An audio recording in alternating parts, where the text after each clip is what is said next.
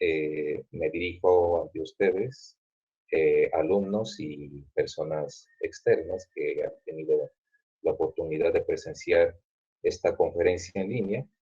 El día de hoy contamos con la presencia del maestro Carlos Leobardo Jaimes Díaz. Él egresó de la licenciatura en Psicología de la Universidad Michoacana de San Nicolás de Hidalgo y a la vez egresó de la maestría en Filosofía de la Cultura de la misma universidad. En la actualidad ejerce la clínica psicoanalítica, ha trabajado en los últimos años en aspectos de las manifestaciones de la violencia desde la propuesta del filósofo Pierre Bourdieu.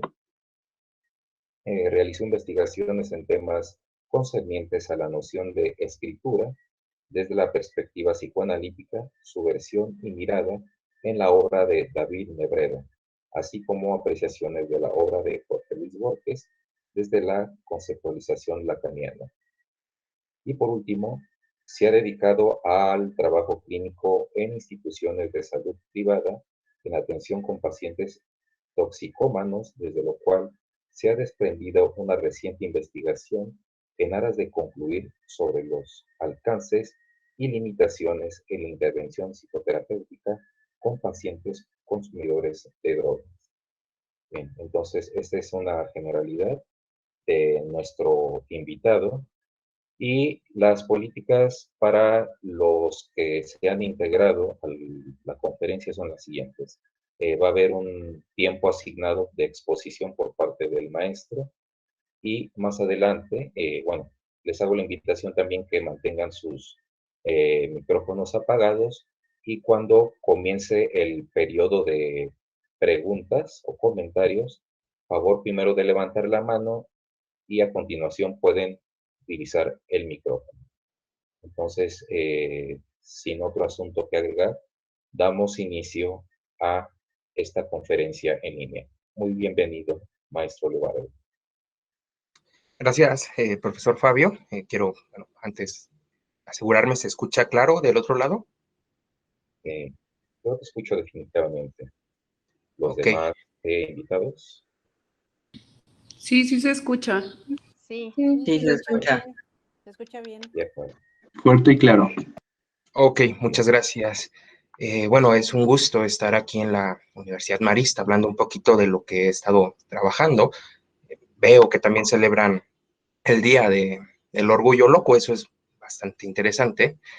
No podemos olvidar que Freud, digamos, da cuenta de las neurosis únicamente a partir de la existencia de la locura, de la psicosis. Entonces, enhorabuena. Y bueno, esta pequeña charla que aquí voy a presentar, debo confesar que, bueno, cuando Fabio me hace la invitación, esto, bueno, resuena porque yo, al haber trabajado en este tipo de instituciones, ya existía cierta molestia, cierta incomodidad del tipo de prácticas que se estaban realizando, y tras esta invitación, bueno, creí oportuno poder pasarlo a la palabra y que deje de lado el malestar para hacer otra cosa con esto. Entonces, bueno, me puse a esbozar una serie de líneas, de directrices que seguiría en este momento. Y pues debo confesar, al escribirlas, por ahí cometí un desliz, llamémoslo un lapsus, donde yo he escrito instituciones privadas de salud. Entonces lo leo, me da bastante risa, porque quizá en la literalidad podría pensarse como institución de salud privada.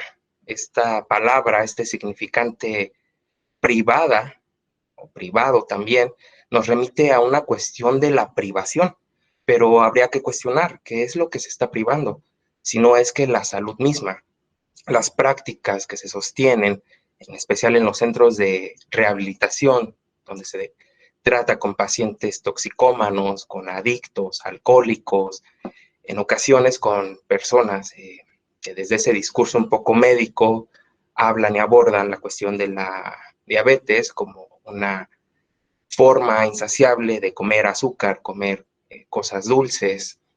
Y bueno, todo esto desprende también una serie de otros significantes que puedo ir anudando al de salud, como lo es el de la psicología, como lo es el de la medicina, el de la psiquiatría. Y no hay que olvidar que ya para este momento Foucault ya había abordado los temas con bastante precisión, como dispositivos de control social, dispositivos de vigilancia, que en 1956, cuando escribe su tesis sobre historia de la locura, pensaba en los asilos, en los hospicios, en lo que después daría pauta para pensar en las cárceles, en las escuelas. Tal vez en ese momento Foucault no pensaba en los centros de rehabilitación, pero funcionan muy parecido a este tipo de instituciones que él ya mencionaba. Se ingresan personas que no están dentro de una norma, que están incumpliendo algo, que incluso se dice que son enfermos. Recordemos, por ejemplo, que la OMS piensa a la cuestión de la adicción como una enfermedad. El discurso, por ejemplo, de los AA los considera como enfermos emocionalmente o enfermos de las emociones. Esto ya va presentando una serie de complicaciones para la forma de las prácticas, sobre todo la médica y la psicológica, que en este primer momento realizaré una crítica respecto a la manera en cómo se realizan las praxis. Como segundo momento, haré unas pequeñas reflexiones, unos pequeños excursos sobre quizá una posible lectura que pueda hacerse a la cuestión y el tratamiento de personas consumidoras, de personas adictas. Y ya finalmente, en un tercer momento, emplearé por ahí 2, 3 escenas que ocurrieron con pacientes que pueden ir dando cuenta de cómo es que se va articulando la noción de la adicción. Entonces comienzo con esta parte de la labor clínica, de la labor psicológica, porque de eso, bueno, lo único que puede hacerse es una crítica, al igual que el de la medicina. Los ejemplos son bastantes. Pensemos, si no, cuando una persona, un paciente, ingresa a este tipo de instituciones, a clínicas, anexos, en menor medida los anexos cuentan con médicos, pero también lo hacen. Lo que se hace en una primera instancia es una revisión médica. El paciente es examinado por un profesional, un doctor, un médico, quien valorará la condición en la cual el paciente está ingresando. Posterior a ello, se realiza por ahí una medicalización, un asunto de contención farmacológica, que es algo en lo que va a versar la gran mayoría del tratamiento en este asunto medicamentoso. A los pacientes se les dopa, pero vamos a ver las implicaciones, porque la frase de contención farmacológica ya por sí misma es sospechosa. Se habla de contención, pero habría que preguntar qué es lo que se está conteniendo, porque parecería que la medicina, por un lado, funcionaría para ir frenando el aspecto del tóxico que el paciente pudo haber consumido previamente. También podríamos cuestionar si de lo que se trata la contención es de los efectos, esto una manera de prevención, pensar en la contención de los efectos, que podría devenir como un posible síndrome de abstinencia, o si es que se contiene la ansiedad, si es que se contiene el comportamiento violento. Digo violento porque siempre está esa categoría respecto a los adictos, se asume que son violentos, no es cierto. La serie de cuestiones sobre qué es lo que se contiene y abre toda esta vía, toda esta interrogante de qué es lo que ocurre. Yendo todavía un poquito más allá, podríamos pensar que no hay gran diferencia con la práctica que tenía la persona antes del ingreso con esa situación medicamentosa. En ambos podemos pensar que se trata de ingerir una serie de sustancias ajenas al organismo, pero la distinción se centra en que la droga, por ejemplo, es ilegal, mientras que la cuestión del fármaco se sostiene precisamente por el asunto de la legalidad y también por el asunto de un saber médico. Se asume también que siempre es en pro y en beneficio del paciente. Aquí nuevamente aparece de manera un poco más subrepticia la cuestión de la salud. Se le medica para que sea alguien saludable. El concepto se vuelve complicado porque la salud podría parecer que está colocada del lado de cierta objetividad, de cierta materialidad evidente en el cuerpo, y no necesariamente así. Eso contradiría un poco a la idea de la definición de adicción, porque se habla de una enfermedad emocional. Entonces aquí vamos viendo que ya se van presentando una serie de complicaciones. Siguiendo también con esto, podríamos pensar que cuando al paciente se le contiene, el significante contención puede desprender otra serie de significantes. Por un lado, y de manera como más evidente, que es un poco la tirada del médico, es frenar y es parar aquella conducta inadecuada, incómoda o que resulta enferma por parte del paciente. De manera un poco más oculta, más subyacente, podremos pensar que contener también tiene que ver con frenar, con colocar, con meter a. Y aquí podríamos ver que lo que también se contiene es al sujeto, pero no en su condición de sujeto, sino en la condición de un cuerpo intoxicado. Se contiene también en la cuestión ya ahora de lo que sería un ejercicio taxonómico, es decir, un ejercicio nominal. Se le va a llamar, por ejemplo, alcohólico, se le va a llamar drogadicto, se le va a llamar según la clasificación médica que pudiera corresponder a esa situación en específico. Como vemos, aquí lo que se está centrando es a un aspecto meramente del cuerpo que no deja lugar a lo que sería la palabra del paciente.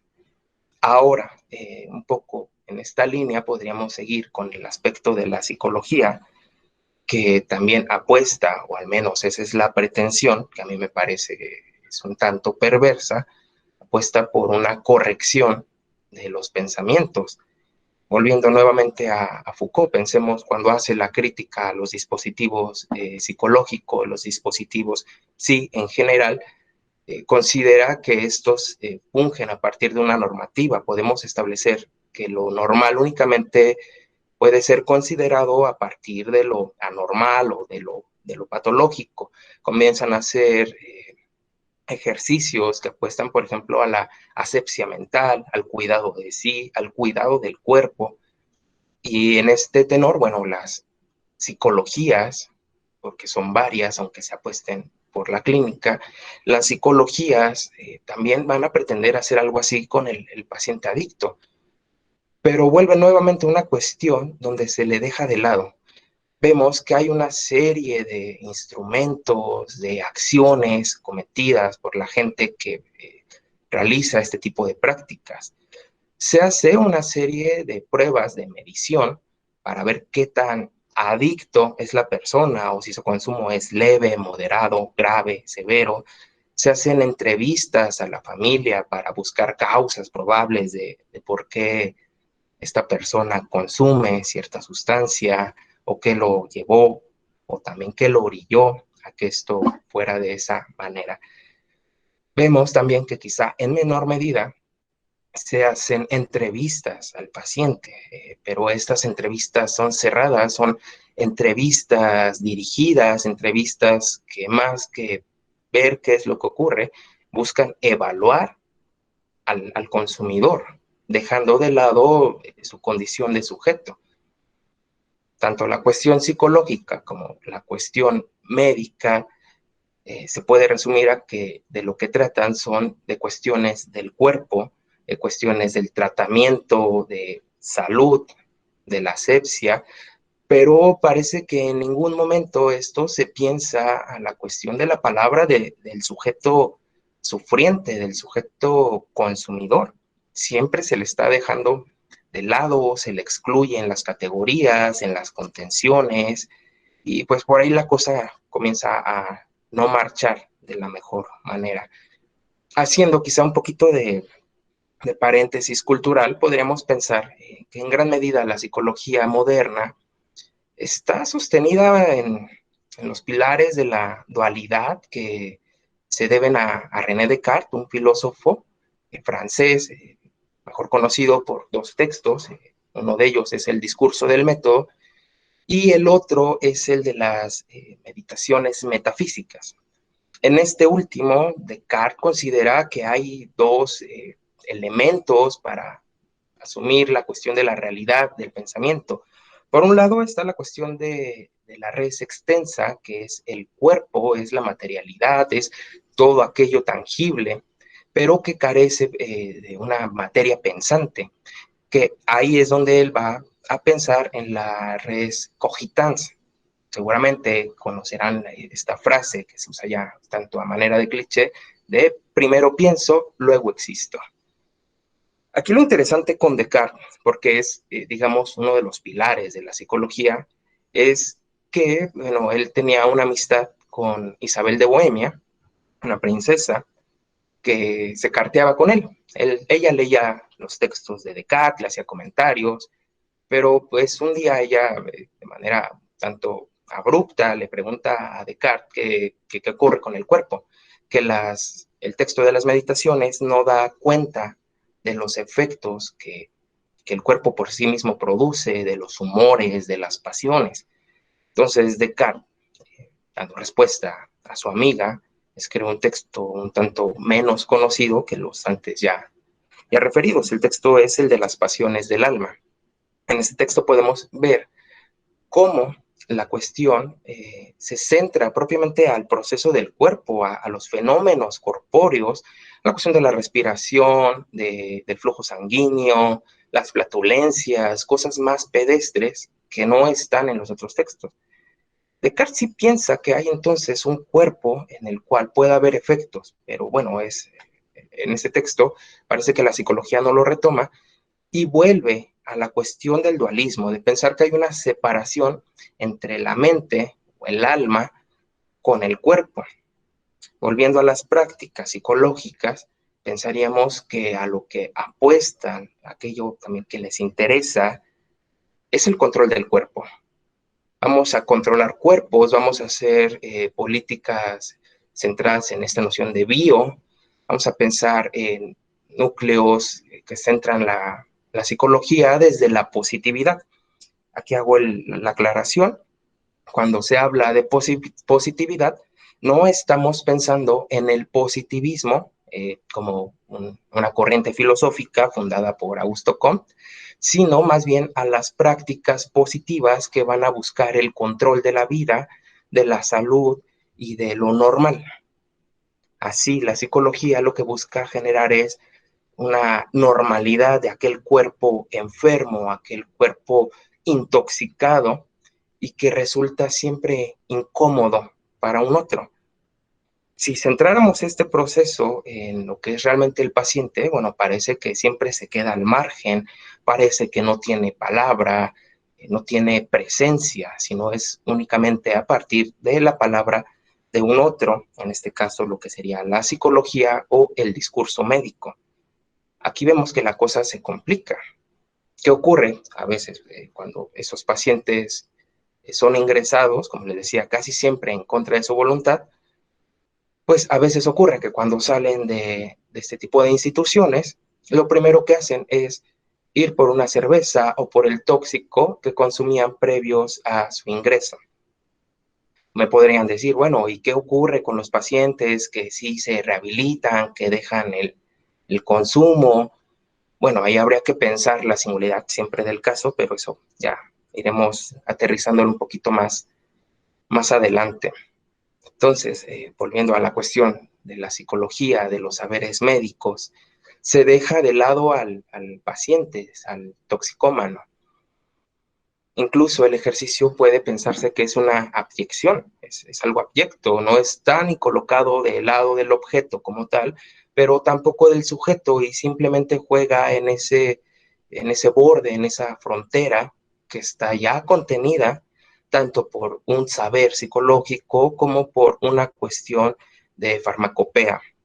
Aquí, bueno, parecería que las prácticas son desalentadoras, no llevan quizá a un horizonte, un panorama más favorable, pero veamos, quizá la apuesta podría centrarse desde una mirada distinta, desde un aspecto más crítico, que el psicoanálisis nos puede ofrecer. Para esto, parte del título de esta conferencia es Goce y Adicción. Adicción separando la partícula A con un guión del otro elemento que sería adicción, que una forma de darle lectura, al menos en el español, que es una de las riquezas que tenemos idiomáticamente, es que podríamos pensar que se trata de no hay dicción, como también no hay palabra o no se habla, y toda esta serie de desprendimientos asociativos en relación a la palabra misma. ¿Cuál sería la diferencia de entrada para pensar en el trabajo desde quizá un panorama psicoanalítico con el psicológico? Bueno, en el aspecto de la disciplina psicológica, lo que se hace es una serie de evaluaciones. Se busca evaluar la condición de esta persona y eso desaloja la posibilidad del habla. En cambio, en el psicoanálisis, a lo que se apostaría es precisamente a desprenderse de toda esa cuestión evaluativa, normativa, para dar lugar a la palabra del sujeto, para que pueda así, digamos, articular un poco del malestar que lo aqueja. La forma de pensar la adicción, quizá desde el psicoanálisis, es complicado. ¿Por qué no hay psicoanálisis de las adicciones? Así como no hay psicoanálisis de la psicosis, de la neurosis. Se habla de estructuras, es cierto, estructuras que seguramente conocen, como lo es la neurótica, la perversa y la psicótica. Cada una de estas estructuras presenta una serie de singularidades, pero no hay propiamente textos específicos y especializados que den cuenta de situaciones generales. Eso también sería, digamos, un punto de contrapeso respecto a la psicología. Por un lado, la psicología sí apuesta a pensarlo en un para todos, siguiendo esta lógica lacaniana de que siempre hay uno que no, y en el psicoanálisis apostaría a pensar al uno que no o a la singularidad del caso. El dejar de lado la cuestión de las evaluaciones, de esta serie de cotejos, de tanto médicos, fármacos, pues lo que genera es que surja la palabra del adicto, aquel que no tiene un decir. Cuando pensamos, por ejemplo, en este tipo de sujetos, aquellas personas que consumen algún tipo de fármaco, algún tipo de tóxico, también puede ser, por ejemplo, la cuestión del alcohol, más que encontrar una justificación o una razón del origen del consumo, habría que pensarlo en la puesta en escena del caso mismo. Quizá, por un lado, la adicción podría ser leída y articulada a la manera de síntoma. Por el otro, contrario también a este punto, pero que también puede dar matices y atisbos de qué es lo que está ocurriendo, tendría que ver aquella con la del goce. Para esto, bueno, habría que explicar grosso modo un poquito la cuestión del síntoma, del goce, por tanto, pero pensemos, por ejemplo, para Freud, el síntoma tiene que ver con una cuestión de inhibición, de algo que no deja ahí que haya un funcionamiento del todo adecuado. Hace Freud una serie de reflexiones en torno al síntoma a lo largo de bastantes de sus escritos, pero en ellos podemos encontrar, quizá un poco a la manera de resumen, que el síntoma también funciona como una cura. Pensamos, aquella persona que tiene un síntoma no quiere desprenderse de él porque después puede devenir el malestar, como lo puede ser en angustia, o puede atravesar el velo que está ahí obturado por el síntoma y darse cuenta que hay nada. Un ejemplo muy claro de esto es, por ejemplo, la fobia. En el caso, podemos decir Hans, él tiene fobia a los caballos. Aquí la fobia se presenta como un síntoma que estaría velando la cuestión de la falta de castración y por tanto de la angustia. Es más cómodo pensar que para Hans hay un síntoma fóbico que la angustia por sí misma. Veámoslo de una manera quizá más cotidiana. Resulta que, no sé, alguno de ustedes tiene fobia a un perro que está en una casa cerca de la suya y diariamente tienen que pasar por ahí. Eso es inevitable. Hay una reja que lo separa del objeto fóbico, del perro, y bueno, ustedes cruzan la acera, pero siguen viendo al perro y sienten temor, sienten esa fobia, ese malestar. Pero bueno, atraviesan la calle, siguen derecho, llegan a su casa, entran y bueno, el miedo pues ya no está. Pero al otro día vemos, por ejemplo, que la puerta está abierta y no hay perro. Lo que va a ocurrir es que va a aparecer la angustia. Así podríamos pensar de manera muy general cómo Freud estaría pensando el síntoma. Por ejemplo, en Lacan, la noción de síntoma cobra un cariz distinto. Lacan, no olvidemos, está influenciado por la cuestión dialéctica, por la fenomenología de Hegel, está influenciado por también todo el pensamiento estructural, por un lado la antropología con Claude Lévi-Strauss, por la parte de la lingüística con Ferdinand de Saussure, y a partir de estos elementos, bueno, Lacan va a deconstruir el pensamiento freudiano para generar una nueva noción de síntoma. Dirá que el síntoma es una de las formaciones del inconsciente. Las otras serían el chiste, el lapsus, el sueño, los actos fallidos. El caso del síntoma se hace particular porque para Lacan, cierto Lacan, decimos que el síntoma funciona a la manera de una metáfora. Aquello que no puede estar atravesado por el orden de la palabra deviene en un sentido metafórico en el cuerpo. No tiene que ver con estas ideas baratas, que decir que si les duele la garganta es porque no están hablando o que si les duele el estómago es porque tienen problemas de ira. No, lo pensaría a partir de una construcción que se va elaborando en toda una matriz de significantes, de situaciones, de eventos traumáticos, del circuito que la libido, la pulsión van a tomar. Los síntomas no son aleatorios para Lacan, sino que están, digamos, sostenidos ya por una red de significación existente de manera manifiesta. Entonces, pensaríamos, ¿qué hacer con un síntoma? Es una de las partes que ahorita iremos trabajando para no perderme. Voy a la cuestión del goce. La noción de goce también, de una forma y forzando un poquito el concepto, podemos encontrarlo en eso que Freud ya pensaba y consideraba sobre la pulsión de muerte. Ahí hay algo que insiste a un asunto un poco destructivo, aunque en su paradoja apunte a una exacerbación del placer.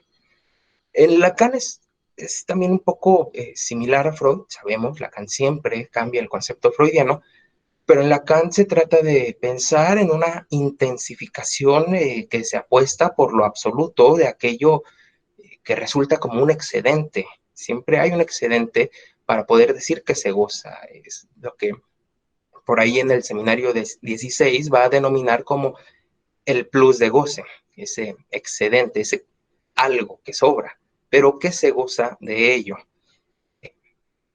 Estas son, como en términos generales, las, digamos, puntualizaciones para pensar en el aspecto del síntoma y del goce. Yo les decía que una forma de, quizá del abordaje para la cuestión de las adicciones, pueda presentarse ya sea a la manera sintomática o a la manera de goce.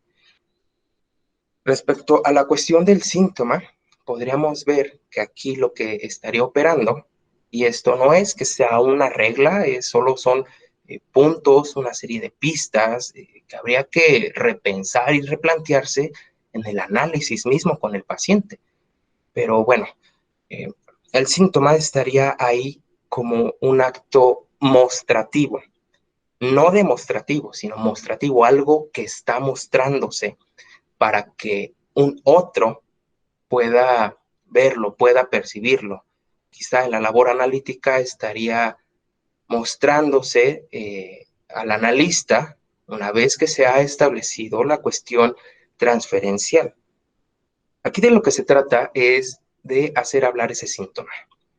Pensamos, llega un paciente, tiene al análisis, ya no a los centros de rehabilitación, llega un paciente al consultorio con un síntoma. A lo mejor en una primera instancia el paciente no habla de ese síntoma, él está cómodo con él, a él le funciona. Es en esta dimensión egosintónica, el paciente está a gusto del síntoma, lo está gozando. Siguen las entrevistas, se busca indagar qué es lo que está ocurriendo con este síntoma y a lo mejor ahí ocurre algo para que se desanude, se desarticule y el síntoma pues devenga incómodo, devenga en un sentido de que el paciente tenga que hablar con eso. El síntoma ya no le funciona para bloquear esa angustia, ese malestar. Frases muy simples dan cuenta de ello. Por ejemplo, pensando en alcohólicos que dicen antes, no sé, me sentía mal y pues iba y tomaba cerveza, tomaba vino, lo que sea de su preferencia, y funcionaba. Ahora ya no me funciona. Tomo y no funciona. Entonces ahí vemos que ya la dimensión del síntoma cobra otro sentido. Pasa a un registro de un síntoma analizable. Hay que ver qué ocurre con eso. El paciente puede ir dando cuenta de que está anudándose, que se está jugando y significando en ese síntoma. Aquí lo interesante, volviendo nuevamente a la cuestión, solo como paréntesis, a la cuestión de la psicología, de los grupos de AA, es que ellos hablan y dicen que, y cito, el paciente defiende su enfermedad. Como si el paciente de una forma consciente, volitiva, pudiera dar cuenta de su malestar y dijera, no quiero dejar de ser adicto. No, la cosa no funciona así. Cuando se habla de que al paciente ya no le funciona el síntoma, es porque no sabe qué hacer con eso. A lo mejor el paciente dice que no quiere ya beber, pero que no puede parar. Y eso, bueno, produce angustia. Ya el síntoma no está sosteniendo aquello que en su momento sostenía y para lo cual funcionaba.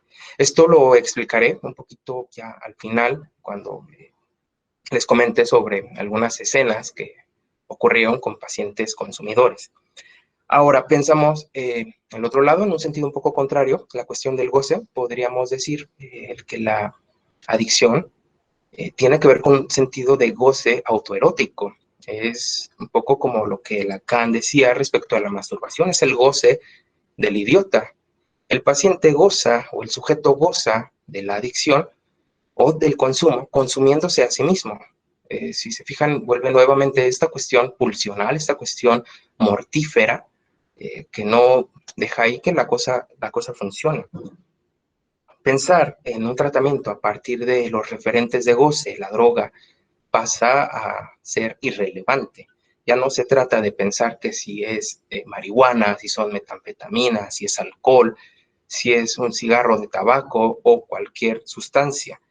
De lo que se trata ahí es de hacer una indagación del por qué la sustancia, la frecuencia, el medio de administración, porque más que hablar de una cuestión ahí de taxonomía, esto irá dando cuenta de cómo es que el paciente goza con esa sustancia, cómo es que entra en un registro de lo que podría llamarse el hábito. A este respecto, hay una carta que Freud tiene con Wilhelm Fliess. La carta, si no me equivoco, no tengo ahorita el dato a la mano, parece que es del 22 de diciembre de 1879. Freud habla de el único y gran hábito de la humanidad que tiene que ver con el aspecto masturbatorio, donde habla y sostiene una cuestión de lo compulsivo que el acto resulta. Lo digo porque, bueno, uno de los abordajes que también puede pensarse respecto a la adicción es precisamente ese hábito compulsivo del consumo. Hay algo ahí que se está repitiendo, que está insistiendo, pero resulta que se hace paradójico.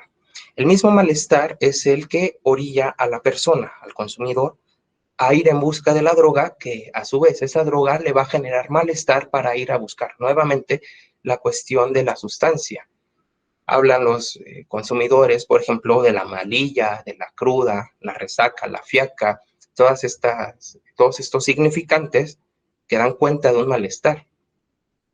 Vemos cómo los discursos, desde cómo van a comprar la sustancia con un proveedor, si es en el caso de medicamento, o con un dealer, o a la tienda, hay todo un sentido ritual que apuesta por esta repetición.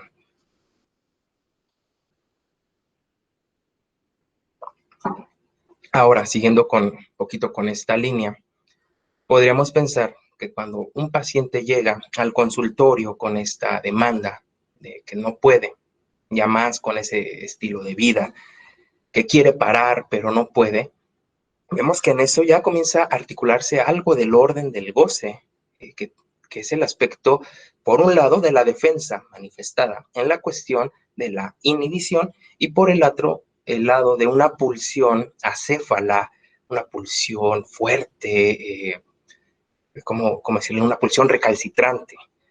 El decir que no puede está ahí jugándose la cuestión de lo inhibido, no puede parar, pero no es propiamente de drogarse, no puede parar de hacer otra cosa con eso, con ese malestar. La cuestión pulsional, por tanto, entonces adviene en la cuestión ahora sí del consumo. Como lo vemos, parece que son dos pares antagónicos, pero que se acompañan en este cortocircuito pulsional y de defensa en una frase tan simple como lo es, ya no puedo parar, ya no me puedo detener. Entonces aquí, bueno, la cuestión es ir haciendo hablar este tipo de elementos para ver qué es lo que está ocurriendo, por qué el sujeto no puede parar, cómo es que el consumo de la droga está funcionando. Aquí el asunto se vuelve complicado porque tanto el discurso médico como el discurso psicológico está presente en la calle, en la cotidianidad, en la ideología, en la tienda, en cada lugar al que asistamos, ahí está colocada esa cuestión ideológica. Los pacientes llegan y dicen que son cocainómanos, que son alcohólicos, que son drogadictos. Vemos que ahí se está jugando nuevamente una cuestión taxonómica, una cuestión nominal. Pero no solo es esa palabra en la cual el paciente se ha colocado, sino las implicaciones que eso tiene para el paciente. Un paciente que se diga alcohólico, quizá la red de significantes, todo esa riqueza significativa que está sostenida en esa única palabra, puede ser muy distinta de aquella otra que se enuncia una persona con una experiencia distinta con el alcohol. Podríamos ver a lo mejor gente que son los otros quien dicen que es alcohólico, pero esta persona no se asume dentro de esa categoría. A partir de esto, bueno, también va dando cuenta de la manera en que el paciente va elaborando el discurso en relación a la sustancia. Digo que también se vuelve espinudo, se vuelve complicado, porque por un lado está la cuestión ideológica y recalcitrante, que es por parte de la psicología, la medicina, pero también por el otro tiene que ver con una serie contextual. Ver que a lo mejor una droga no funciona igual para un momento histórico. Pensamos quizá que la droga en boga en los años 80, pues era la cocaína. Ahorita vemos que si nos fuéramos como a las estadísticas, a los niveles, que el nivel de cocaína se ha reducido bastante y en aumento ha ido quizá la marihuana, han ido drogas todavía más sintéticas que la cocaína, como son el cristal, o también conocida como metanfetaminas. Y entonces, bueno, también están articulándose en una serie discursiva de contexto. En todo este contexto, el sujeto se coloca, se enuncia, se dice, pero no sabe precisamente qué es lo que se está enunciando. Ahí está la condición de adicto. el sujeto que no es dicho, el sujeto que no tiene enunciación, o si la tiene, habría que ver cómo es que la está refiriendo. La frase soy adicto implica pensar en los dos sujetos que están implícitos. Por un lado, el sujeto de la enunciación y por el otro, el sujeto del enunciado. Adicto podría remitir a un sinfín de intervenciones, de implicaciones, que a lo mejor quien lo ha dicho no lo piensa de esa manera. Y ya ahí hay una intervención que vuelve complicada esta situación. Por eso aquí lo que se busca es más bien pensar la forma y el proceso respecto al consumo mismo, al sentido ritual, al sentido pulsional, al sentido de goce o incluso al sentido sintomático. Recordemos que también una de las formas de pensar el síntoma en su relación significante es precisamente con eso que Lacan hablaba de que está cifrado o hay una cifra. Por un lado, la palabra cifra nos remitiría a un aspecto matemático, algo ahí que puede ser localizable, quizá a la manera de una grafía, pero también cifrado en algo que está transformado, que está oculto, que tiene una cifración y que va a ir develando todo este sentido, toda esta elaboración sintomática. Es quizá esta una de las formas que el psicoanálisis podría abordar respecto a las cuestiones toxicómanas. Es difícil dar la categoría, pero son formas de hacer intervención, son formas de hacer clínica, no es un recetario, son situaciones que se van dando siempre en el caso por caso.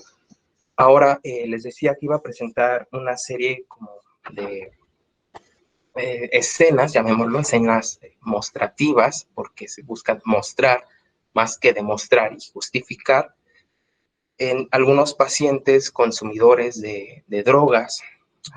Empecemos con uno, vamos a llamarle Marcel.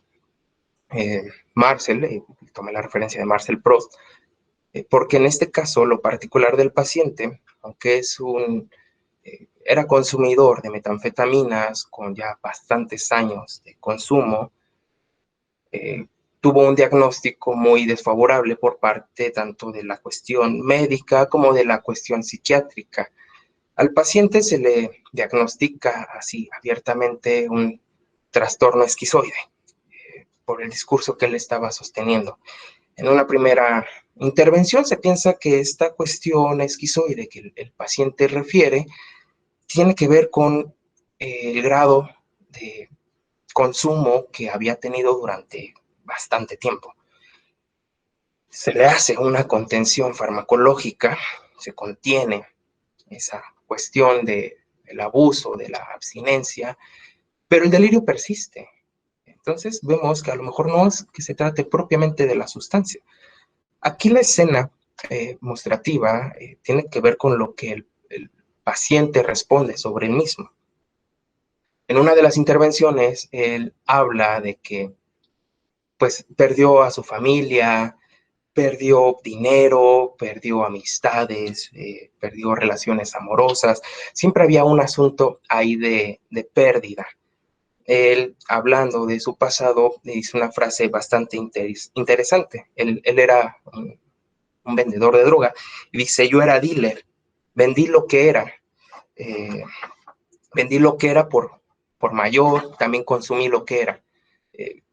Se presta ahí el juego, porque lo que es una forma que él hablaba para referir a la droga, pero la manera en que él está enunciando la frase da cuenta precisamente de toda esta cuestión esquizoide, esta cuestión delirante, porque se puede descomponer lo que era a lo que era. Se podría leer la frase o darle una escucha distinta si se pronunciara como vendí lo que era, consumí lo que era.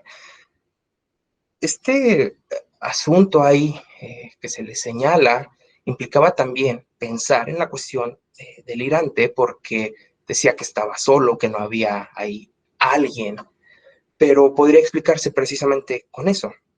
Él vendió él se vendió en un asunto ahí de representación, en un asunto un poco tramposo, de semblante, y también lo consumió.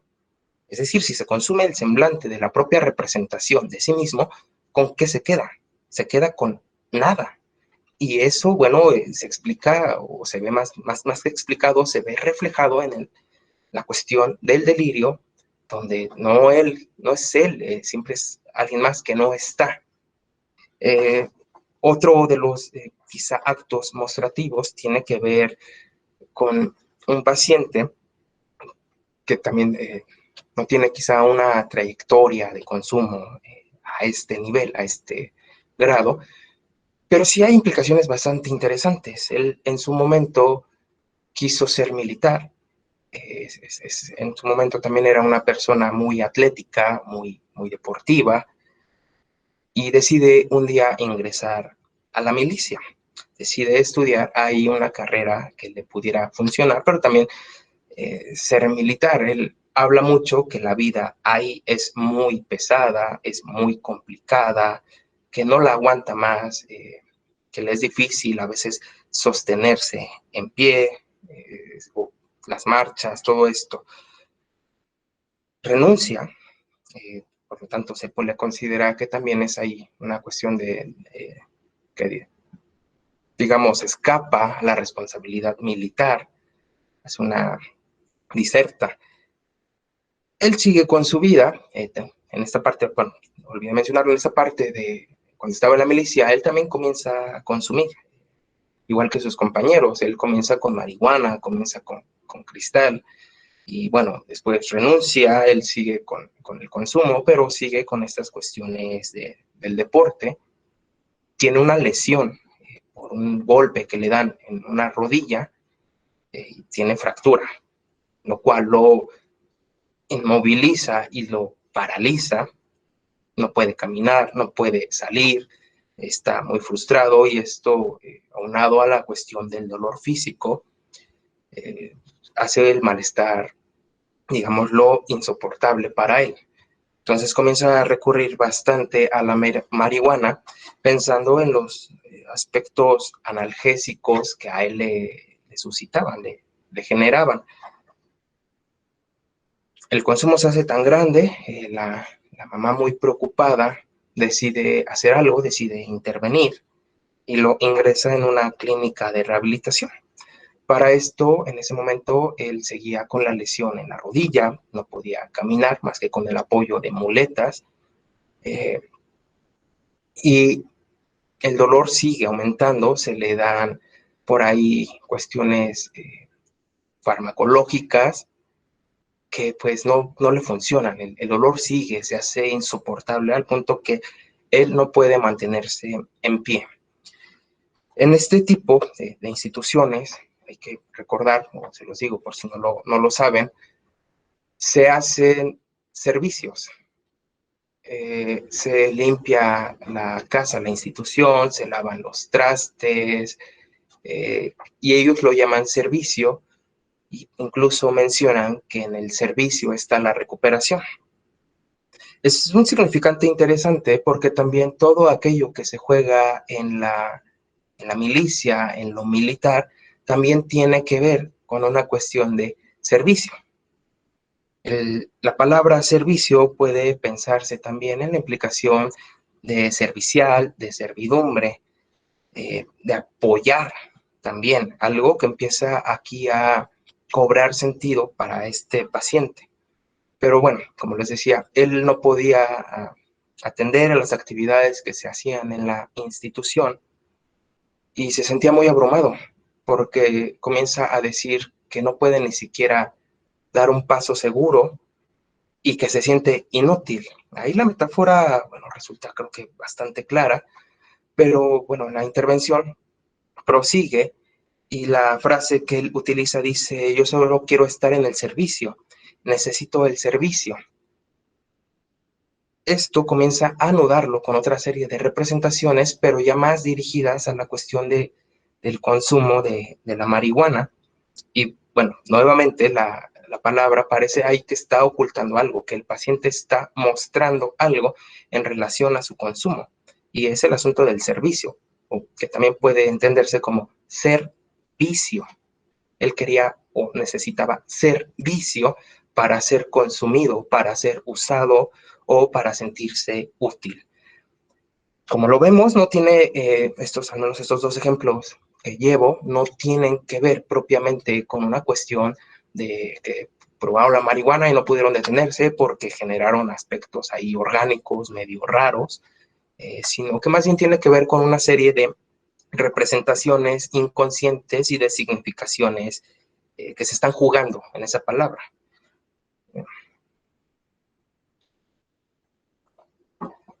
El tercer evento, el tercer momento, que también es un acto mostrativo, es con otro paciente que igual es consumidor de cristal, era consumidor de cristal, y él hablaba de que tenía un consumo exacerbado, podía gastar miles de pesos a la semana en la adquisición de la droga. Para consumir, él refiere que tuvo que hacer un sinfín de cosas, tuvo que salirse de casa, tuvo que terminar sus relaciones, irse a vivir solo a un departamento donde pues no había muebles, no había electricidad, condiciones ahí poco extrañas. En los distintos relatos, en las distintas narraciones que él hace sobre estas situaciones, constantemente hablaba de una cuestión de deseo sexual de igual forma exacerbada. Orgánicamente, hagamos la aclaración, orgánicamente las metanfetaminas generan, como lo dicen los médicos, un aumento en el deseo sexual, que se hace insaciable. Pueden estarse masturbando durante horas de una forma también compulsiva, sin llegar a obtener una satisfacción realmente plena. Entonces, bueno, continuando con este paciente, él da la pista de manera un poco más clara. Dice que en una de esas tantas ocasiones donde él se iba a este lugar, este departamento, a consumir y fumar cristal, siempre tenía muchas ganas de tener relaciones sexuales. Él se masturbaba porque decía, es que me veo muy mal, no creo que mis amigas quieran venir. Y esto continúa por días. Esto también lo refiere durante varias sesiones, varias intervenciones. Pero él ya se sentía muy abrumado, o al menos es lo que menciona. Dice que ya era insostenible esa cuestión del consumo. Hasta que un día el consumo es tanto, al igual que sus deseos de algún encuentro sexual, y él comenta que le llama por ahí le llama a alguna amiga para pues sostener intimidad con ella. Llega la amiga, se ponen a fumar los dos, empiezan ahí con el escarceo, empiezan a intimar, y el paciente dice así textualmente, y entonces sabe que es psicólogo, no se me paró, no se me paraba. Entonces pues ya no ocurrió algo con esta chica. Fumamos y se fue. Dice que lo volvió a intentar con otras dos amigas en días distintos, y la escena se repite, dice, no se me paraba. Y entonces me empecé a cuestionar, él sigue con su ilación, dice, me empecé a cuestionar si a lo mejor no sería gay. Sigue el transcurso de los días, el consumo, y con esta idea que le comienza a rondar en la cabeza, pues decide llamar a un par de amigos homosexuales y volver a intentar para ver si lograba sostener una erección. Refiere que no, pero nuevamente vuelve a surgir la frase de no se me paraba. Aquí la cuestión que comienza a jugarse en el acto puesto en palabra, no es propiamente la cuestión de una erección de su pene.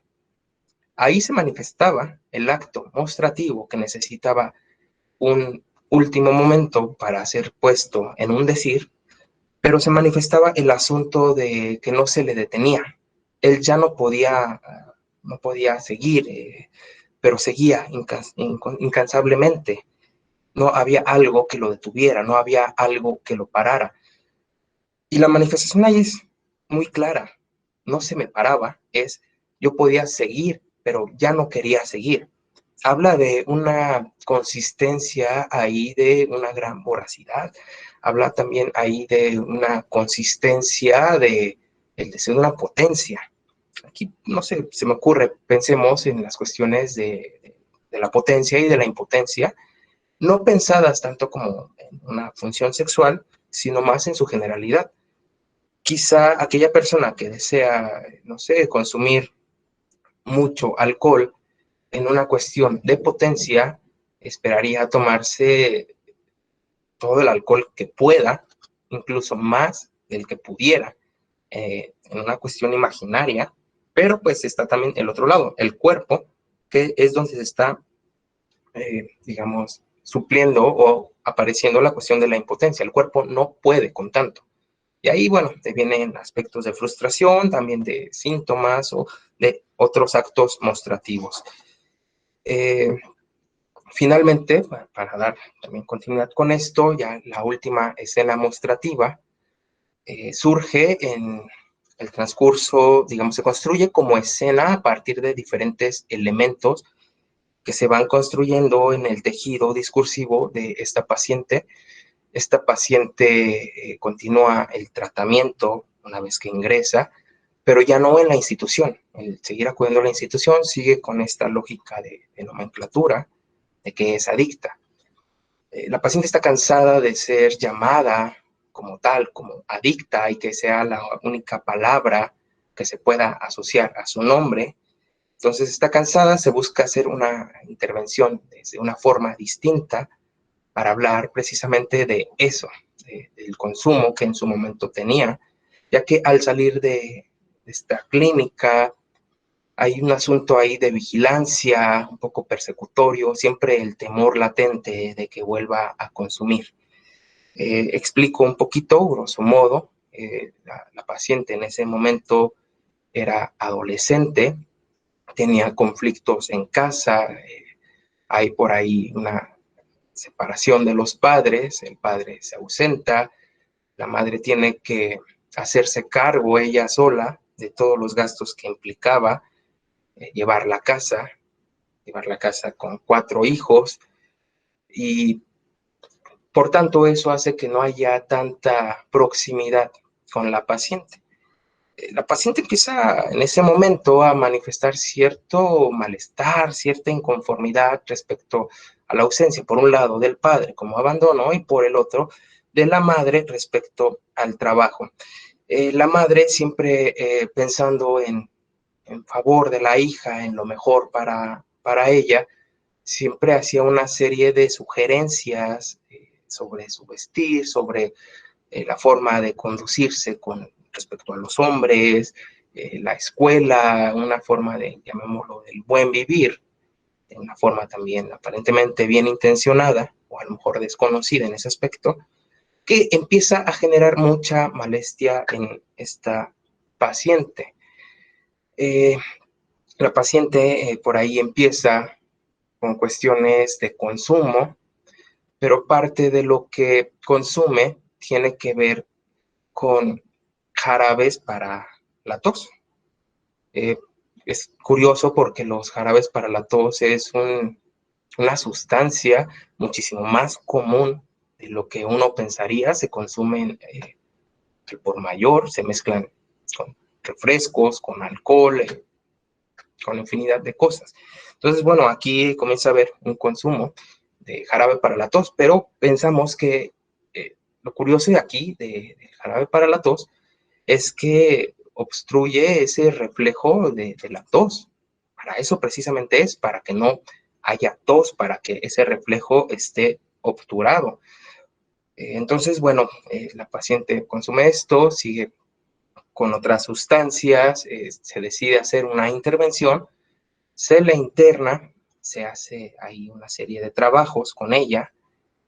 Cuando sale, bueno, hay como roces con la familia por parte de ella, se siente abrumada, se siente a veces sola, no se siente escuchada.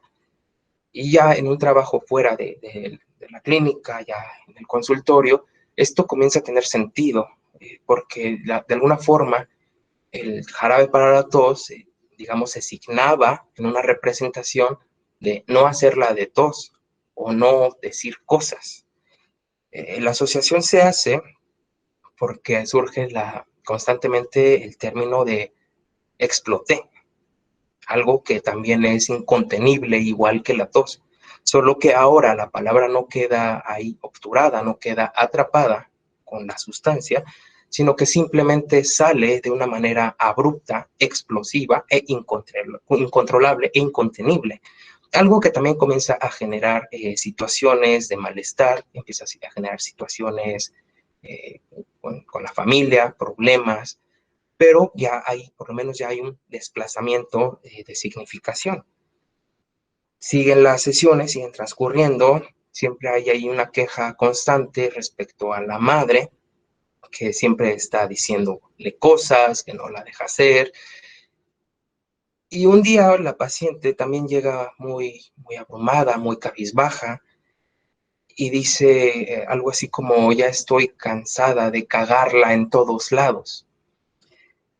La frase es interesante porque cagarla en su sentido reflexivo también ya va predisponiendo un doble sentido de articulación. Por un lado, yo pensaba cagarla, ¿a quién? A la madre de la que tanto se queja, ya se cansó de cagarla en todos lados, o también un poquito como cagarla en el sentido de la equivocación, de hacer mal, de no hacer las cosas correctamente. Entonces yo pensaba eso para mí, y lo único que le pregunto es que de qué forma ella estaría cagándola ahí en su análisis. La respuesta es muy reveladora, comienza a, digamos, a disminuir el malestar de la paciente. Ella dice, aquí no la cago, aquí hablo sobre eso. Entonces esto ya también va dando cuenta cómo se va hilando a partir desde obturar una tos, el obturar una palabra, seguido a la cuestión de explotar en palabras, a la cuestión de cagarla y poder decir que ahí sí puede hablar de eso que le genera malestar. Las sesiones transcurren, va habiendo altas y bajas en el tratamiento, y un día habla de que salió a un bar y tomó unas cosas. La frase, bueno, dice que tomó un poco de alcohol, que le hizo mucho malestar estomacal, que vomitó. Dice, pero lo raro es que había tomado ese mismo alcohol, par de vasos, unos días antes, y no tuve el malestar. Entonces es una frase muy interesante. Dice, es que me tomé algo que me hizo mal. Yo le hago el recorte de me tomé en su condición pronominal y reflexiva, porque puede ser que ella se toma a sí misma o que se toma algo del exterior, no propiamente el alcohol. Y lo primero que asocia es una serie de discusiones que había tenido en días pasados con su madre, y lo toma así, literalmente. Ella se las tomó muy literal y eso generó el malestar. Vemos que la cuestión de tomar tanto las frases viene a reavivar lo que en su momento estaba también jugándose con el jarabe, porque se lo tomaba.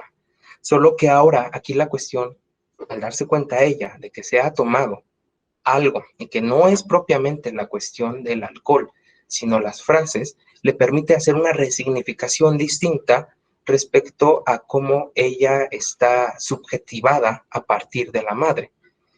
Estos ejemplos, les digo, los tomo de pacientes que se les llamó en su momento consumidores, porque más que hablar ahí de una cuestión del consumo, creo que funcionan para ir dando cuenta de cómo es que eventos así, que aparentemente están aislados, pueden irse entretejiendo para formar una escena mostrativa de un acto o de una situación de malestar, de goce, que el sujeto pueda enunciar, que pueda decir, y deje esa situación de ser adicto para ser un sujeto dicto, o como Lacan lo sugirió en algún momento, el parlet, que es un neologismo del ser hablado o el ser del habla o el ser de la palabra. En ese sentido, llevar a la palabra estas puestas en escena permite una liberación de ese sufrimiento. Entonces, con esto concluyo y creo que abriríamos la ronda de preguntas o comentarios. Gracias. Muy bien, Leo.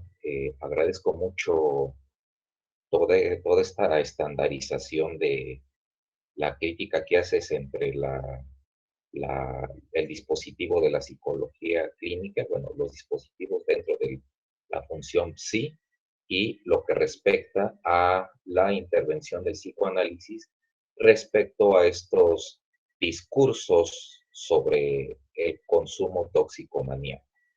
Bien, entonces a continuación, por favor, la persona que esté interesada levante la mano y en base a este orden del levanto de mano, yo voy a autorizar que formulen la pregunta utilizando, utilizando el micrófono y también activar la cámara. Entonces comenzamos.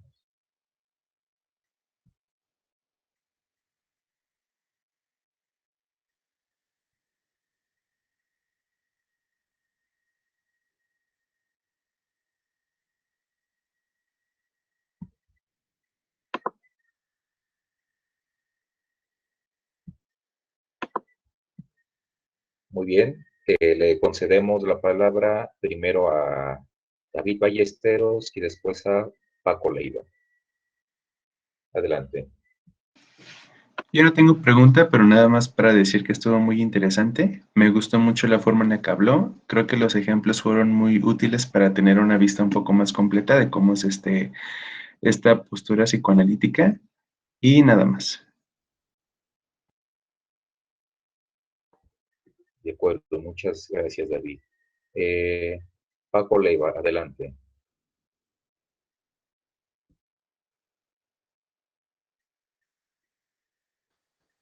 Bueno, creo que también no tengo alguna pregunta, pero sí me quedo muchísimo con la parte de que es muy importante saber a qué se refiere la sintomatología del paciente, en especial con lo que refiere de cómo lo percibe él, y cómo lo va viviendo y lo va expresando mediante sus oraciones o sus expresiones. Creo que eso se me hace muy interesante porque es un punto de análisis fundamental para entender el mundo del paciente y también cómo lo afecta en su día a día. Entonces creo que me pareció muy interesante la plática. Muchas gracias, Paco.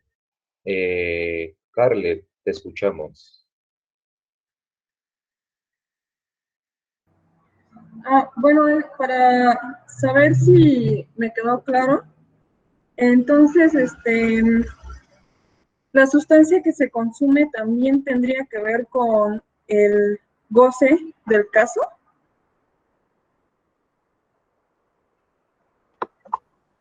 Sí, las sustancias, al menos si las pensáramos en un momento como de lo que podría decir el discurso médico o psicológico, explicarían cierto tipo de comportamientos, digámoslo, de forma causística, es decir, pienso en los consumidores de metanfetaminas, que en su discurso siempre es muy recurrente la cuestión de la llaman celotipia, del delirio paranoico, y entonces en este tipo de discursos, en este tipo de saberes, normatizan estos aspectos llevándolos a categorías orgánicas. Sin embargo, pensar en la cuestión o la función de la sustancia desde un dispositivo psicoanalítico permite más bien pensar cuál sería la relación del sujeto con esa sustancia. Que sí, bueno, no podemos negar que hay afectaciones orgánicas, porque eso es un hecho. Podemos pensar lo que el sujeto hace con esa sustancia, por qué esa sustancia o qué le está representando la sustancia misma. No es, yo decía, no es tanto la cuestión de la sustancia, sí nos da como matices para las relaciones de goce en función del objeto, pero tiene que ver más el por qué esa sustancia. El ejemplo es muy claro. Si pensáramos en un nivel más pragmático, más médico, diríamos que las metanfetaminas resulta que tienen un grado de adaptabilidad, es decir, son más adictivas que la marihuana. Lo mismo ocurre, por ejemplo, con la heroína, con el fentanilo, pero hay pacientes que han dado cuenta de que comienzan consumiendo marihuana, discurren su vida de consumo por la cocaína, por las metanfetaminas, las anfetaminas, drogas más duras, y lo que dicen es, no me gustó, yo me quedo con la marihuana. Entonces aquí, por ejemplo, en esa situación, es lo que hay que precisar. No es la sustancia por sí misma, sino la relación que el sujeto está guardando con ese objeto de goce. No sé si con esto resuelvo un poco su pregunta. Sí, creo que sí. No sé, me recuerda un poco como el caso que mencionó de la, del adolescente que atendió. Pues lo que consumía era jarabe para la tos y se supone que el jarabe para la tos es un tratamiento. Y bueno, se supone que, no sé, tal vez en el discurso social está que una madre cuida, como menciona usted, por buenas intenciones, ¿no? Entonces se me hace parecido, como el jarabe también cura o cuida, y también la madre, no sé, creo que, creo que sí deja claro como la pregunta. Claro, lo que dice es muy, muy valioso porque eso da cuenta de pensar en los derroteros que los significantes van tomando en relación a los objetos, al goce mismo, al sujeto que se enuncia en ese momento, como también el sujeto que se enuncia en un presente más articulado. Sí, muchas gracias. Y bueno, nada más comentarle que me pareció muy interesante la exposición porque, bueno, la conferencia más bien, perdón, porque, pues como mencionaba, o sea, a veces nos vamos más por el tratamiento farmacéutico y ese va, creo que más dirigido a la mente, digo, al cerebro. Y pues yo siento que la mente y el cerebro son distintos. Los psicólogos, pues siento que se deben abocar más a la mente y un medio puede ser el psicoanálisis. Y gracias. De acuerdo, muchas gracias, Carlet. ¿Algún otro voluntario que quisiera formular una pregunta, incluir algún comentario que gire en torno a esta temática del maestro Eduardo? Lisette Enríquez, adelante, te escuchamos. Yo nada más tengo una duda pequeñita. En un momento, bueno, no sé si entendí bien, se mencionaba que, digamos, es que no sé cómo decirlo. O sea, bueno, decían que el síntoma eran formaciones del inconsciente, según lo que entendí, ¿no? Y lo que no comprendí más bien fue lo de después, porque entendí algo como que dijeron que el síntoma estaba cifrado en algo oculto, o sea, que es justamente, no sé si va de la mano con esto, o sea, justo con lo del inconsciente, ¿no? Y igual mencionaron algo de que va a develar todo lo sintomático. Es que ahí me confundí un poco, fue lo que no me quedó muy claro. Ok, sí, el síntoma, al menos como lo concibe Jacques Lacan, tiene que ver con una cuestión metafórica. Pensamos las metáforas también son palabras que están cifradas, que toman otras representaciones y que juegan con eso de se ocultan y aparecen y vuelven a ocultarse, porque es algo que no puede estar enunciado en la palabra. Quizá un poco de lo que se busca es articular ese síntoma en un decir para ver qué es lo que está refiriendo, dejando de lado o quitando la condición de ciframiento para que tome un sentido más de significante y de significación para el sujeto. No sé, pensamos, por ejemplo, en los historiales en Freud resultan muy, muy claros. En el caso, por ejemplo, de Anao, que es ahí todo un manojo de síntomas que cada uno va teniendo una serie de implicaciones, como el hecho de que no pudiera ver, tuviera parálisis en casi la mitad del cuerpo. Por ejemplo, de la parálisis tiene que ver con que hubo un evento traumático en donde presencia ahí la agonía del padre, y ella, encargada de su cuidado, ese día estaba cabeceando en una postura muy incómoda porque estaba en una silla, que le generó un adormecimiento de ciertas extremidades. El evento traumático se asocia con una situación ahí real del cuerpo y deviene en ese sentido de culpabilidad de que ella no estuvo despierta para atender al padre. Cuando ella habla de esto ya con Freud, bueno, parece que el síntoma ahí se libera porque genera eso, palabra. En el caso de Elizabeth, también, por ejemplo, cuando habla de mucho malestar en las piernas, tenía fuertes dolores, vemos cómo la serie de vivencias que Elizabeth tiene al respecto van cifrándose, van representándose o anidándose en esa parte del cuerpo. En diferentes intervenciones que hace con Freud, esto se percibe muy claro. El padre le colocaba los pies a ella en el regazo mientras ella los masajeaba. También en una ocasión que salió a dar un paseo con un amigo con el que tenía pistas de qué dar, caminaron tanto que terminan doliéndole los pies, pero ella se siente culpable de estársela pasando bien cuando el padre está enfermo.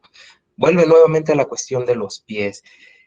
Cuando su hermana está en el lecho de muerte, ella está apoyada en un pie, ya también cansada, con dolores, y surge una idea ahí de manera abrupta, que es, ojalá que se muera, si yo puedo quedarme con el marido. Bueno, inmediatamente viene la culpa, toda esta cuestión de pensamientos y toda esta serie de significaciones se conjugan, se cifran y devienen en el síntoma del dolor de pies que Elizabeth va a relatarle posteriormente a Freud. En ese sentido, podríamos pensar que, al menos desde el psicoanálisis, los síntomas nunca se surgen, nunca se elaboran o construyen desde la objetividad, sino que digamos que son producidos desde la misma subjetividad del paciente, del sujeto. No sé si con esto queda un poquito más claro. Sí, creo que sí. Es que también me había confundido un poco porque como que sentí que el síntoma lo estaban poniendo como todo, o sea, como la sustancia que utilizarían, como la consecuencia de un acto. O sea, eso era lo que me tenía como de cierta forma confundida, pero por lo que estoy entendiendo, más bien simplemente el síntoma es la manera bueno, como comentaron, de pues de no expresarlo con palabras, ¿no? Digamos, no sé si lo estoy diciendo bien. O sea, ajá, o sea, básicamente eso. Lo que no puede estar enunciado en palabras se representa mediante el síntoma, ¿no? Sí, justamente así. Aquello que no puede estar manifestado en la palabra, en el decir, en el discurso, y que tiene efectos ahí, pensémoslo en el sentido pulsional, pues eso va a cargarse en el cuerpo, va a generar una significación que se le va a mostrar a un otro para decir algo así como, mira, este es mi síntoma, quiero que tú lo leas y me digas qué significa. Entonces sí, básicamente podría pensarse de esa manera. Ok, gracias. Y una última, bueno, duda. Los síntomas, o bueno, más bien, las adicciones que comentaban, escuché en algunos casos que eran ¿dónde lo anoté? Aquí, por malestares insoportables, inconformidades, ¿sí es parte de? ¿Es correcto? Sí, solo que aquí es difícil hacer una generalidad. Les decía, siempre habría que pensar el caso de uno por uno, la singularidad, y no el para todos. porque podríamos pensar, si una lectura que pudiera hacerse de la adicción es desde la lógica del síntoma, podríamos pensar que así como hay gente que es adicta, que es toxicómana, podríamos pensar que también hay gente que es que tiene síntomas de conversión histérica, síntomas fóbicos, síntomas obsesivos, digamos, es una manera distinta de hacer síntoma. El decir que es por una serie de situaciones sociales, de educación, no conlleva a mucho, es tierra infértil. Creo que lo que se trata de pensar es cómo está articulada la subjetividad del sujeto, vaya la cacofonía, en relación a ese malestar. Porque también, quizá viéndolo un poco más crudamente, podríamos pensar que a lo mejor lo que el sujeto tiene es únicamente eso, el consumo, la droga y el goce, y que si se le quita esos elementos, él va a dar cuenta que no hay algo más allá, es decir, se va a topar con la nada y le funciona el consumir ciertas sustancias, el vivir intoxicado, para no toparse con eso, porque ya ni siquiera va a haber angustia, simplemente hay nada. Y a lo mejor el sujeto no quiere saber de eso, está más cómodo en el consumo. Quien pueda estar incómodo sea la gente que está alrededor, pero a lo mejor el sujeto no. Y también hay que tener en cuenta eso. Ok, muchas gracias. De acuerdo. Y ahora vamos a escuchar a David Ballesteros, porque ahí surgió una inquietud. Adelante. Gracias. Entonces, podríamos decir que sin la dicción, como el uso de la palabra que nos introdujo al inicio de la plática, dicción, por este sentido de, ajá, entonces, sin la dicción no hay síntomas sino malestar, porque el sujeto no tiene la forma de poder como utilizar el lenguaje para poder explicar qué es lo que le está como, no sé, como aquejando. Sí, básicamente, si no hay algo que pueda estar en esa cadena significante, va a generar un hueco, va a haber una cuestión ahí traumática. Recordemos, si no, eso que Freud pensaba respecto al trauma y decía que es la manera en que la pulsión ordena la realidad. Pensándolo más como en términos de Lacan, pensaríamos que el evento traumático tiene que ver con situaciones que desalojan o muestran un vacío en la cadena de significaciones que buscará siempre ser colmado, ser resarcido, y eso puede presentarse, por ejemplo, en el caso de la adicción. Por ejemplo, en el caso de la psicosis, pensamos que el psicótico busca resarcir la falta de ese significante que ha quedado forcluido, lo hace mediante el delirio o la alucinación. Acá lo pensamos a lo mejor en su relación con la adicción. Y habría que ver también si los casos de una persona consumidora atienden a la relación del deseo, la angustia y el consumo, en el caso de una neurosis, o en el caso delirante, como una escena producida para resarcir eso, también ayudada por la droga, en el caso de la psicosis. Lo mismo podría pensarse en el caso de la perversión. Pensamos, las estructuras tienen síntomas que funcionan cada una con cierta practicidad, pero esto, bueno, no desaloja la posibilidad de pensar que la adicción puede también encontrarse como síntoma particular de cada una de estas estructuras. Ok, va que va. Gracias. Bien, nuevamente, Carle tiene algo que externar. Adelante. Sí, gracias. Nada más una última pregunta. Me surge la duda de si se puede, o más bien, en su experiencia, si usted vio cómo sanaba sus pacientes con adicciones, con la palabra, o sea, nombrando su aquejamiento. Es peligroso hablar de sanar. Quizá podríamos hablar de una evolución ahí sintomática, una cuestión de malestar. Sí, hay pacientes que digamos que ese malestar que en un primer momento lo colocaron en el consumo de una sustancia, de un fármaco, de un tóxico, a partir de la palabra, digamos, se colocan en una posición subjetiva distinta y les permite llevar a otro lado el malestar. No es que hablemos de una cura donde el malestar desaparece, sino que simplemente se trata de hacer algo con eso, de asumirlo y quizá colocarlo en un lugar donde no resulte tan incómodo y a lo mejor ya no se requiere el consumo de los fármacos, por ejemplo. Ah, ok, ok. Algo así podría ser como, no sé, igual y en el arte o cosas así, ¿no? No sé, en el deporte, o como el militar que mencionó, bueno, el que quería entrar a la milicia un rato y así, ¿verdad? Sí, justamente ahí podríamos, por ejemplo, esto que menciona del arte, ver cómo la sublimación ya no se deja acompasar por esta pulsión acéfala.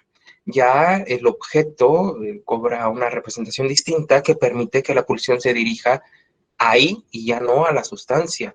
Entonces sí, estas son otras vías que pueden conducir al sujeto a hacer algo distinto con su malestar. Menciona, por ejemplo, el caso del militar, el caso de Marcel. Bueno, hasta donde yo obtuve noticias de él, porque abandonó el tratamiento, él estaba estudiando una ingeniería en casa de manera virtual y ya no había consumo. Entonces ahí, por ejemplo, podríamos ver que sí lo lleva a una apuesta distinta. Ok, muchas gracias. De acuerdo. Ahora vamos a escuchar a la alumna María José. Adelante. Bueno, me surgió una duda ahorita que estaban hablando un poco sobre el síntoma y entiendo que el psicoanálisis busca busca como la cura a través del discurso, pero ¿qué pasa con las personas que no tienen la forma de generar un discurso? No sé, podría ser como personas sordas y pues que no puedan hablar. ¿Se puede trabajar desde una línea psicoanalítica o se debe buscar como alguna otra forma? Porque pues si es a través del discurso, ¿cómo se lograría encontrar, pues sí, o sea, de dónde viene? Es una pregunta, debo decirlo, bastante compleja. Solo creo que puedo dar 2 puntos. El primero, el discurso no es meramente discurso sonoro. Hay muchos tipos de discursos, discursos visuales, discursos semánticos, por ejemplo, estos lenguajes de señas, puede funcionar también como un discurso. El segundo punto, no sé si el psicoanálisis pudiera ser una intervención con una persona sorda, porque mucho de lo que se trabaja es precisamente de una sintaxis de escucha, una serie de equivocaciones. No estaría muy seguro de cómo pudiera articularse este aspecto, una práctica analítica con una persona sorda. Entonces, no sabría responderle. Gracias. Sí, precisamente por eso, o sea, me surgió la duda porque sí existe el lenguaje de señas, pero es creo que un poco más estructurado y puede existir menor pauta para que existan errores en el discurso, pero gracias, ya me quedó un poco más claro. Sí, no estoy muy seguro, pero me parece que el lenguaje de señas no tiene la cuestión de la proposición.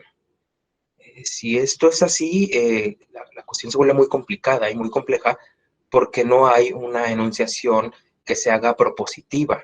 Podría hablarse de una cuestión más demostrativa, pero no sé.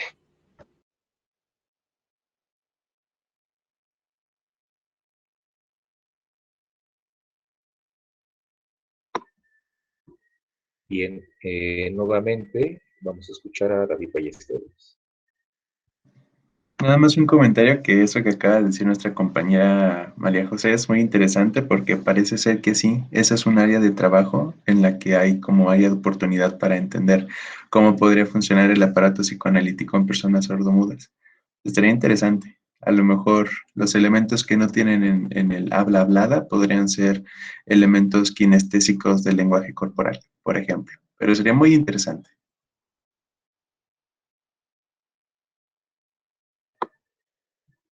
Muy bien, muchas gracias. ¿Alguien más que quisiera puntualizar algo? Yo tengo una duda. Adelante, Carla. Sí, en el trabajo con psicóticos y esquizofrénicos, ¿cómo se lleva a cabo esa articulación? Bueno, en primera hay que entender que no se va a acudir a la cuestión metafórica que está más presente por el lado del neurótico, sino más bien a la forma en que se está asignando y representando la cuestión del delirio. Ver cómo está operando, ver si esa psicosis tendría que ver con una forclusión de la metáfora del nombre del padre, con una forclusión del significante fálico, pensar a partir de este aspecto delirante, de este aspecto alucinatorio, qué es lo que está ocurriendo ahí.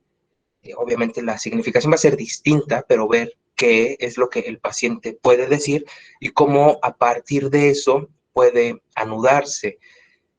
Pienso, por ejemplo, ahorita en las últimas enseñanzas de Lacan, vuelve nuevamente sobre esta cuestión de la psicosis, en el seminario sobre el Santom, que por ahí hay un juego entre Santom como santo hombre, pero también como una forma o alusión a un síntoma, no el síntoma que se pensaba con anterioridad, sino un síntoma que va a permitir anudar los registros para evitar quizá una psicosis como la de Daniel Schreiber. El ejemplo que él usa es el de Joyce.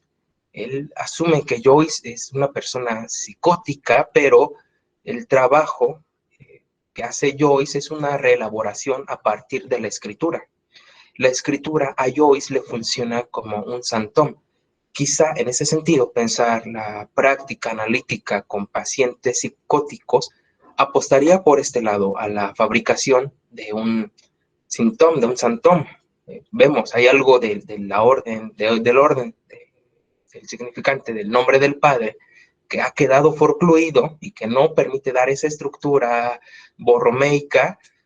Pensaríamos quizá entonces en generar un santón que sí pueda articular ese anudamiento en los registros. Entonces, esa es una forma, es una posibilidad, y seguramente hay más, pero esta es la que ahorita se me viene a la mente. Muy bien, muchas gracias. Bien, ¿alguien más?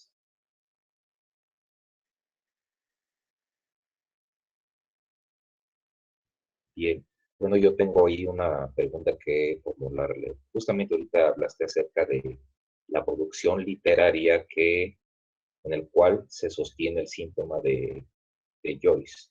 Por ejemplo, en el caso de una figura muy representativa del movimiento beat literario, que es Charles Bukowski, desde la experiencia lectora de esta figura, ¿cómo podrías explicar que Charles Bukowski sostiene su síntoma a través de la expresión literaria?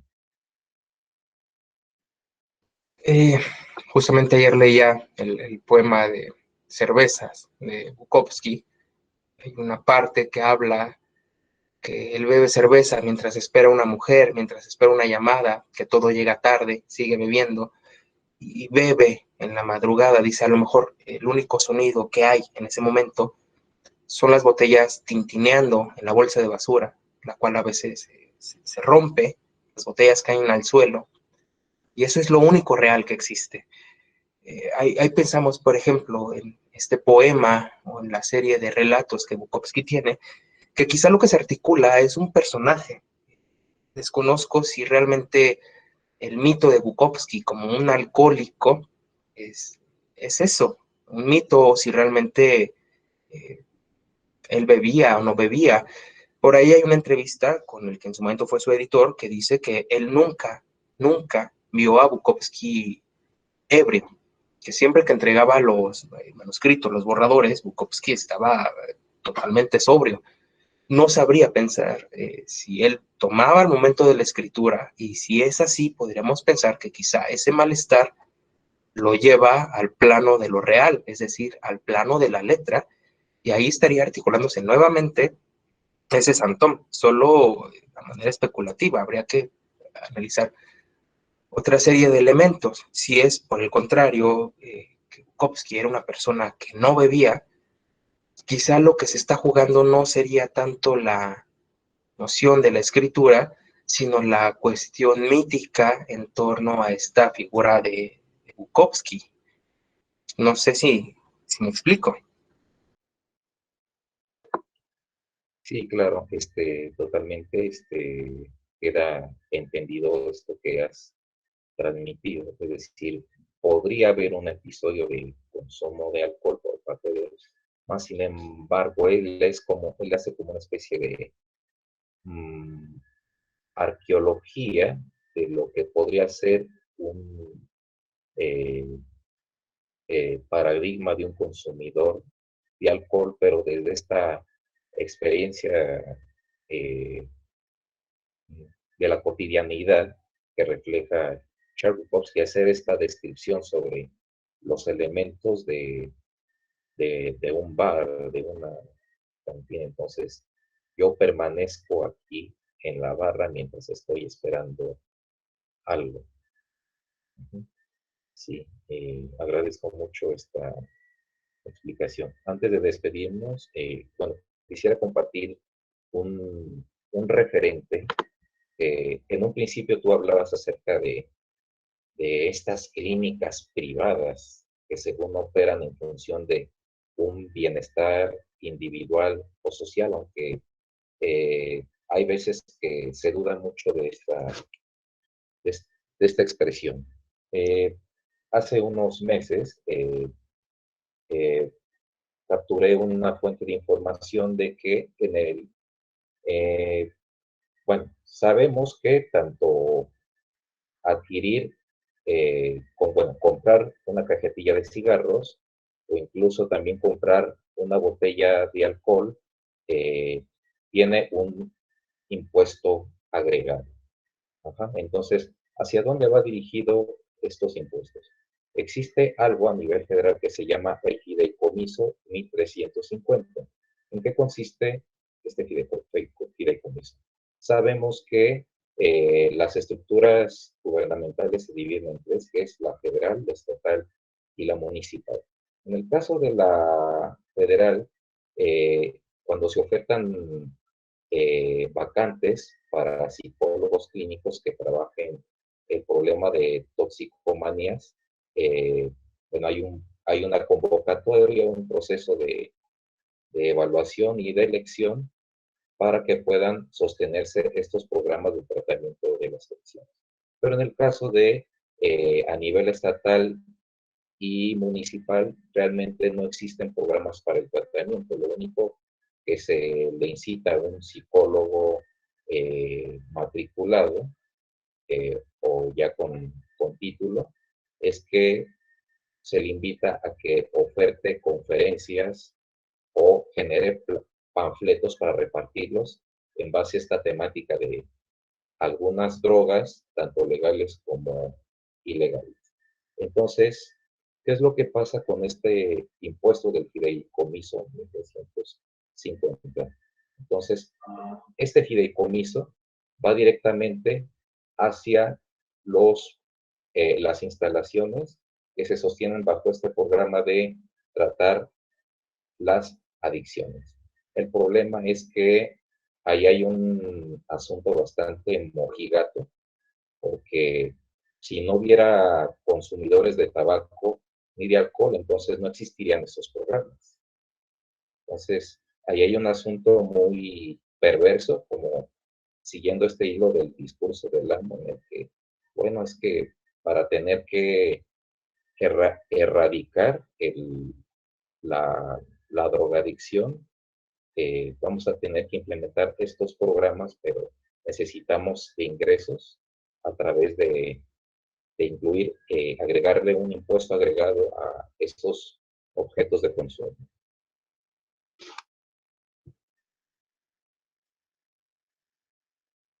No sé si tuvieras algo que agregar respecto a Sí, esto. son situaciones bastante perversas que se ven en la cotidianidad, que pueden dar cuenta de este circuito pulsional, de las cajetillas, por ejemplo, de cigarros, queriendo desalientar a los fumadores, tienen una serie de imágenes, de mensajes amenazantes, de pronósticos de enfermedad.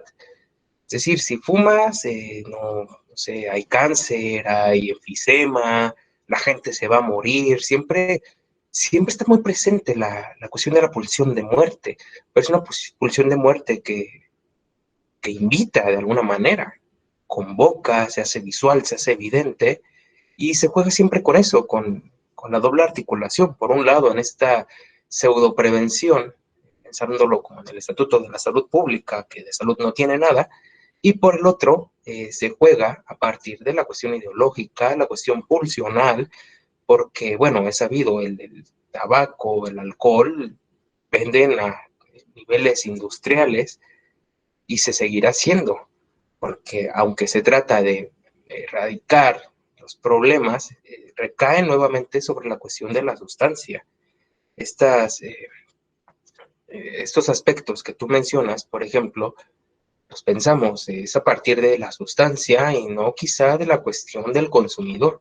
Se busca erradicar una cuestión del sujeto a partir del objeto, y eso es nuevamente dejarlo de lado. Entonces, sí, es bastante perturbador este tipo de prácticas. Sí, que incluso se está monopolizando el consumo con este tipo de impuestos.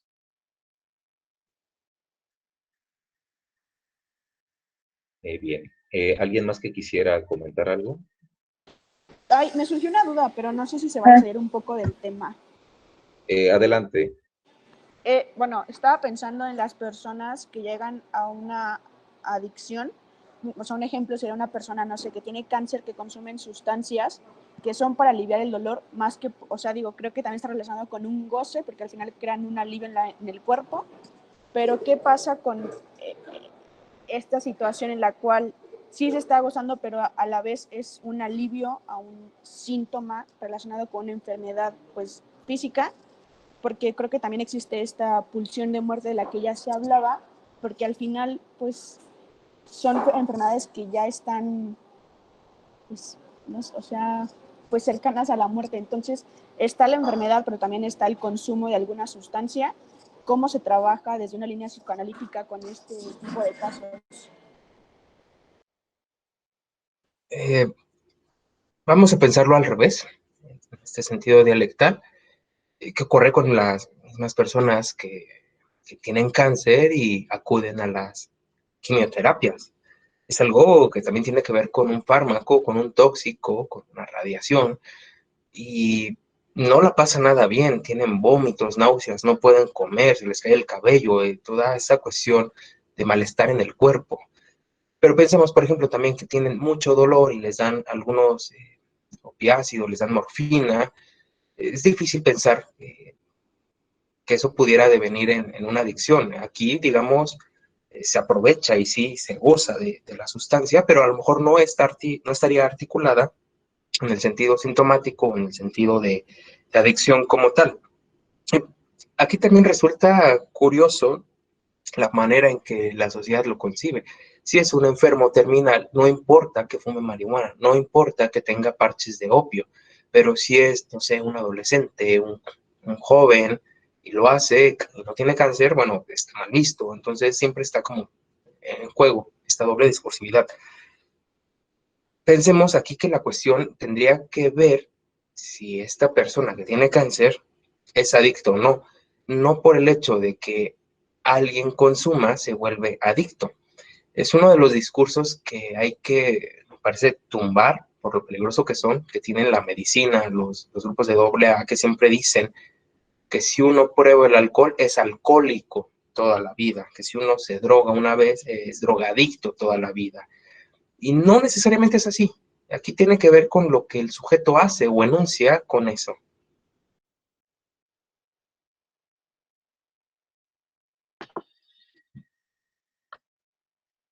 Muy bien. ¿Alguien más que quisiera preguntar algo?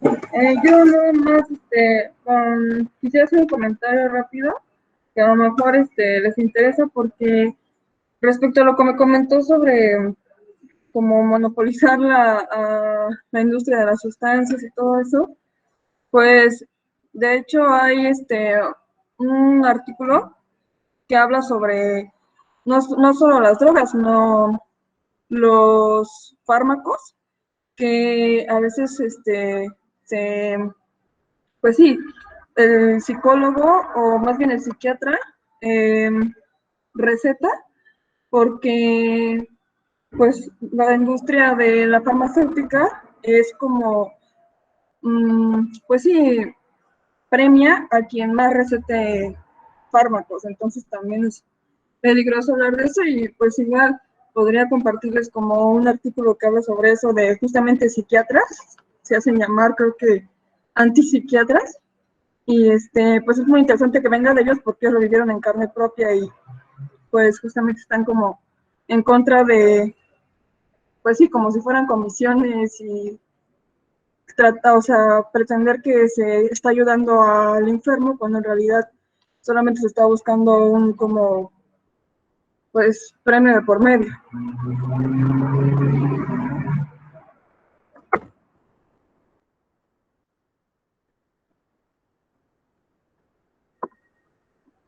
Sí, así es. Y más que nada, bueno, está este referente que nos compartes y en base a eso, o justamente por el problema del encierro y la pandemia, se han elevado el consumo de las sustancias, tanto legales como ilegales.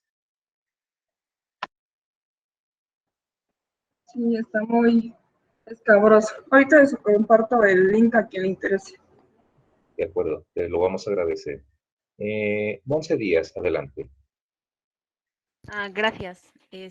Bueno, justo complementando lo que dice Carlet, pues sí es cierto, tratan como de satanizar la psicología y sin embargo, se busca como controlar a la persona que pues ahora sí que tiene un síntoma o se le considera enferma y ya no se toma tanto en cuenta pues lo que mencionaba el profesor Leobardo, sino de pues también buscar desde dónde viene como el origen a partir de la psicología, del psicoanálisis, y ya es como una cuestión más de controlar, o sea, como de mantener el orden y no tanto como por preocuparse por la otra persona. Entonces sí, considero que pues sí es muy interesante y pues gracias, Scarlett, lo que quieres compartir con nosotros. No, se trabó mi compu, no puedo, pero si no, ahorita se lo mando al profesor y también lo mando en el grupo de psicología clínica porque no puedo. De acuerdo, sí, entonces estaré al pendiente, Carlos. Gracias. Sí. ¿Alguien más que quisiera hacer una pregunta al maestro Leobardo o comentar algo?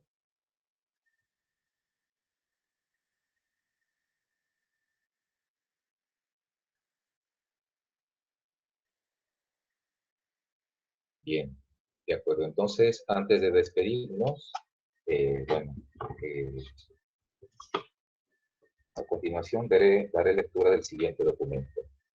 La Universidad Marista de Querétaro y Facultad de Psicología otorga al presente la constancia al maestro Carlos Leobardo Jaimes Díaz por haber impartido la conferencia Voce y Adicción, apreciaciones desde la clínica psicoanalítica, con la fecha del 19 de mayo del año en curso. Entonces, agradecemos mucho tu participación. Ya te lo haré llegar cuando nos veamos en nuestra tierra natal. Y agradezco mucho a los presentes que hayan solicitado eh, un espacio para poder escuchar maestro Leobardo, y también algunos comentarios, inquietudes de los demás compañeros que se sumaron a este evento.